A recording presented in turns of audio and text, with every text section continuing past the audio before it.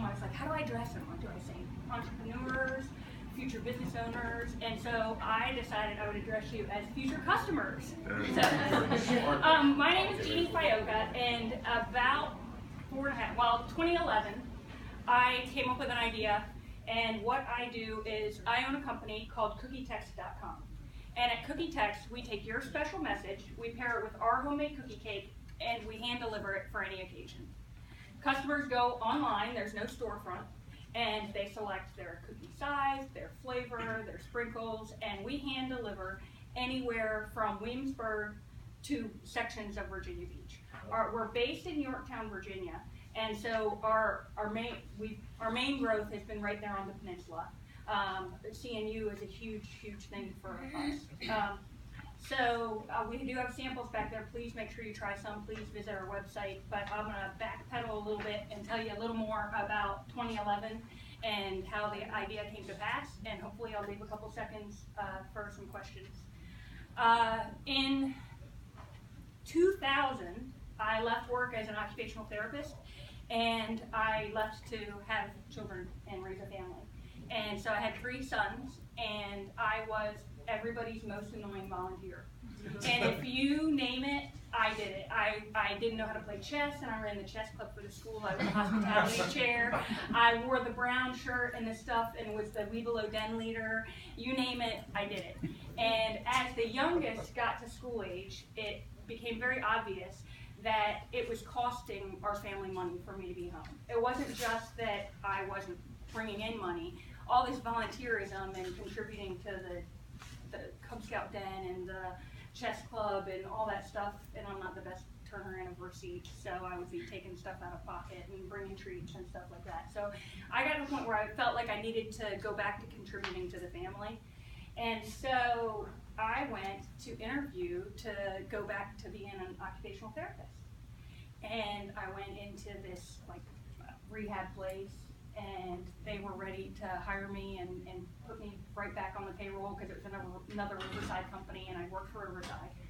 And I left there, and I got in my car, and I had one of those epiphanies, and I thought, I'm not that girl anymore. I'm not the one that left that job 10 years ago. I'm a completely different person.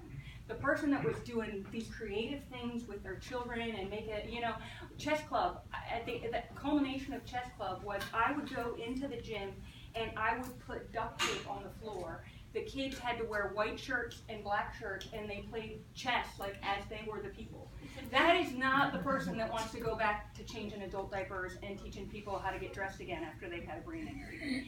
In the meantime, I had also started making all my kids cakes and making friends cakes and stuff like that, and I had told my husband, I wouldn't mind doing something with this baking thing, but they had better pay me by the hour and not the piece, because I am slow as molasses. I realized when people asked me to make them a cake, and I wasn't making any money doing it, it was mostly favors or cover the cost. If they said, oh, my kid wants a cake, but they want one of those cookie cakes you make, there was this, ooh, because cookie cakes aren't engineering and fondant and draping and molding things and critters to go on the top. A cookie cake can only get so tall. It can only be so hard to transport. I don't have to build a board. And so I thought, well, maybe if I want to make something out of this creativity, it's got to be with cookie cakes. And so 2011, I was sitting there thinking, what if just in my neighborhood, people could order online and we just put it was like a cookie gram. They put their message, thanks for taking out my mail, or walking my dog, or happy birthday, good luck on your test, congrats on your promotion. And I thought, well, nobody's sent a telegram in 100 years, so it would have to be a text. And I thought, cookie text. And one thing, if you get to know me, you'll know that I am a professional napper.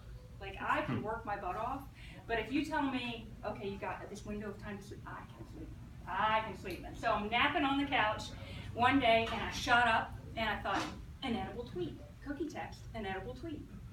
And so I did, from OT, I had this activity analysis. Occupational therapy is all breaking things down into smaller pieces and parts.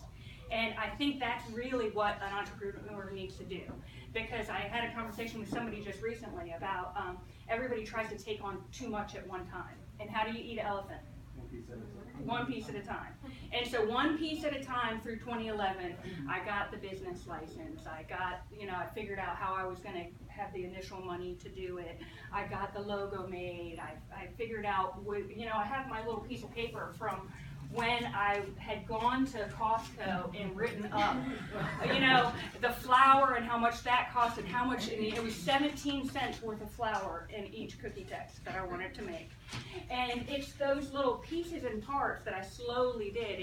And it seems now when I look back at it to have an idea in May or, April, May of 2011, and then deliver our first product and have a website up October 3rd, 2011, that's fast. That's really fast. But my kids, instant gratification. Every day they're like, why haven't you launched yet? Why don't you have a storefront? Why? And you're like, And so we did it. We launched in, the website went up in September 2011. We had not a single picture of a single product on our website. We expected people to go and read about what we were going to do. And I'm one of the people that got in at the right time with Facebook and trying to promote your business before they had monetized it all. And so people that I had been the den leader or the co-chair on a committee, those were my first customers. And those were my friends on Facebook that supported me and that also would share the picture. And there was a big kind of thing well, Jeanne's trying this, and well, and the other point that we've said again and again, I think Zach and I have said, your product can't be crap. Suck. Yeah, sorry. Yeah, your product can't suck. And we offer a cookie that's made from scratch, baked to order. You can order as early as the night before, and it gets baked, custom decorated, beautifully packaged, and hand delivered. And compare that at our price point to anything else that you want to send anybody else, and I guarantee you, you're better off ordering cookie text. And it's damn good. Thank you. So since 2011, we launched 2011 in October with one flavor, one size of cookie cake, and I wrote down a few things that changed over time. Initially, we listened to the customers. They wanted a bigger cookie. They didn't just want the cookie gram or cookie text. They wanted something they could have at a party. So that was one of the first things. We did bigger cookie. We introduced new flavors over time, so now we're up to 6. We introduced 2 more sizes of cookie text. The customers now have the option to add balloons or add candles. We vastly increased our delivery area. Initially it was very small, and now we go very far. And we automated the back end of the website. As early as this time last year, if an order came through, I was still writing it up on a sticker. And the gal I was working with at the time said, well, I'm talking to a guy in India. He might be able to automate that. And I went to my kid's school and I signed in and zipped out a little sticker for me to put on my chest. And I was like, you don't have to tell me that I need to talk to somebody in India. Somebody here can do this. And we got it done. And it changed everything. We were able to do a lot more volume, when I'm tired and I'm writing up orders and you can't tell if it says black or blue sprinkles and you're having to relook at things, and it was a nightmare. So now it's garbage in, garbage out. If the customer puts the wrong thing in, they get what they put in, but the errors aren't on our end. So automating the back end was the hugest thing we did. And then, so now we launched the 3rd version of the website this last September. And it is beautiful, and I love it. And that's how we've kind of grown. We're poised for success. I have dreams of franchising. Started small, hope for big. But that's really me. I'm happy to answer any questions that you have. And if you don't ask any, I'm just going to tell you another cookie story. Less. Do you have any competition, Jeanne? I consider, it's hard to say. A cookie cake competition, yes. You can go to the grocery store and get a cookie cake. You can go to Great American Cookies. My argument with that is try ours and try theirs. Yeah. With gift delivery, I'm up against edible arrangements and florists. Okay. So, yeah. How many people work? I have one employee that's on payroll, and I have several different at-home moms that drive when I need them. everybody I have works when I need them. There's nobody that's full-time. They dispatch with a tutor? No, but I do have a team from Christopher Newport University from their Small Business Institute, and they're studying cookie text this semester. And that's what they're working on, is they're pulling apart the whole delivery aspect. Am I doing that right? Wow. And they're supposed to make suggestions to me in May, and they're getting all sorts of data from me throughout the semester.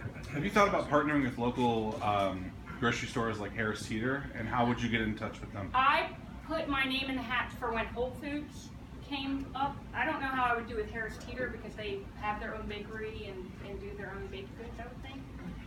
So I did put my name in the hat for Whole Foods when it launched over at Jefferson Avenue in Hampton, or in Newport News. And there's so many things that at this point in time when we're finally making money, I really need to hire people to do the things that I don't need to be doing. And that's a huge next step for us with regard to growth. Dan, did you have a question? Are you baking at home, or are you in a commercial kitchen? My garage has been converted into a commercial kitchen that's fully approved by the health department. That's awesome. Yeah, it's huge. First of all, you sat these all next to me. I've been smelling these the whole entire time. They smell amazing. My wife is a stay-at-home mother. We got her second on the way. Which, by the way, I think there's about 40 people in this room. Y'all are like, outside of our immediate family and friends, y'all are the first to know we're having a second kid. Hi, on Facebook. Yeah, this is all about me. No, what tips would you give to, those moms that are, my wife's in the same place you are. She wants to contribute, back to the family, but are there any avenues that you pursue specifically, groups that you talk to, or just how did you network and really get some traction on your? After I kind of started the business, how did I get out? Yeah, you said you're doing this, and that's that. I had the Facebook support, which was, I think, better back then really than now, because now I can't get a post seen unless I post it or whatever. I joined. I thought, like many people, that if I build it, they will come. And I was pretty sure that the first month I was just going to be like, woo! And that's not how it happened at all. At all. And so I joined a lot. I joined Peninsula Women's Network, and I joined other networking groups. I realized that vendor fairs work really well for me when I go out and people can try my stuff and see the packaging. And I'll usually have the website going on an iPad. The Peninsula Women's Network was huge for me at first. It wasn't the greatest at growing my business, but it was really good at getting my mindset back in that business mode from being the mama all the time. Well, thank you. It's a classic story. Thank you for sharing. Thanks. Appreciate it. Thanks. Do you have any trademark or intellectual property protection? Yes, that would be one of my pieces of advice, is to cover your butt. I own 3 trademarks, and the 4th is submitted. I'm just waiting for approval. And I am pretty adamant about protecting my brand. And I did have to hire a lawyer. Some gal in Fresno completely copied my website several years ago, and I had to hire a lawyer and have her yank it down. But as much as I didn't want to spend that money, I liked having that experience under my belt of, this is mine, I own this, and I'm going to protect it. Yeah, because when you start up to grow, there's a lot of people out there that will take it away from you. What's your biggest challenge now that you're 3 years in or 4 years in? Letting go and trying to plug people in, realizing that I should be paying people to do a lot of the things that I don't need to be doing. So do you have a business plan? I mean, it's pretty fluid. I think it's that, how do you eat an elephant one bite at a time, and I went and spoken to SCORE about, what's the next step. I think I know innately what's the next step. No, you need to. Exactly. Yeah. And I mean, the hugest thing I did in the last year was I went from trying to just get the next deal to grow the company as a whole, which is also how I landed here at Hatch, because I went to an entrepreneur thing, Zach spoke, I heard about this, and I was ready. I knew I was ready to grow the whole company because I had the automation, I had the homework, I had the base, and when I was ready, I was like, well, now what am I lacking? I'm lacking the connections. I'm lacking the people that are just lighting the fire under my butt. And that's what I found here at Hatch is if Zach says, come do this, I go, okay. And it's led to a lot of great things. Can I ask one more question? Yes. So, how far away do you think you are before you could license or franchise?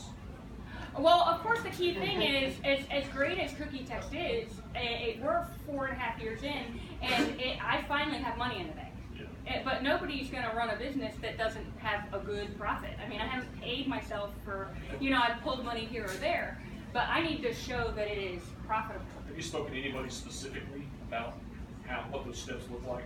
I know a bit from a friend of mine that works for FranNet, that is a friend of a friend that we chatted, and so I know that I'm not ready there. I'm not there yet. Okay. But I just kind of feel like it's evolving in the way it should, and I'm pushing forward the way I When should. you're ready to start doing due diligence, holler at me. I know somebody who's been very, very successful in taking somebody who's in your position into that world. Awesome. I'm out of time, but I'm going to be hanging out for a while. Thank y'all so much. And